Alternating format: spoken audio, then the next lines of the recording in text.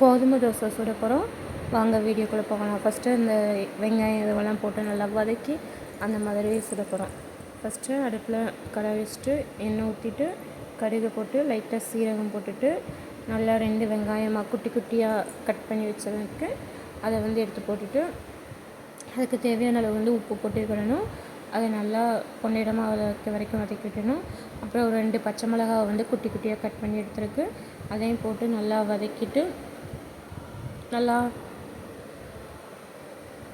ஃபுல்லாக பொன்னிறமாக ஆகிற வரைக்கும் வதக்கிட்டு லைட்டாக கருவேப்பிலை குட்டி குட்டியாக கட் பண்ணி அதையும் போட்டு எல்லாத்தையும் நல்லா வதக்கி விட்டுட்டு உங்கள்கிட்ட ஒரு பாத்திரத்தில் நமக்கு எவ்வளோ தேவையோ அதுக்கு ஏற்றாப்பில் மாவு எடுத்துக்கிட்டு லைட்டாக உப்பு போட்டு நல்லா மிக்ஸ் பண்ணிவிட்டு தேவையான அளவு நல்லா தண்ணி விட்டு ஃபுல்லாக நல்லா கரைச்சிக்கிட்டு விட்டுக்கணும்.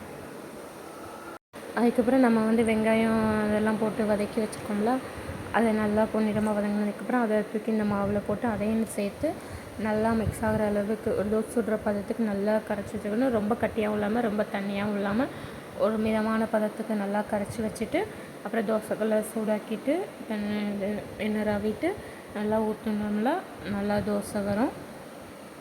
அப்புறம் முன்னாடி பின்னாடி திருப்பி போட்டுட்டு எடுத்தோம்னா அருமையாக இருக்கும். வாங்க சாப்பிட்லாம்.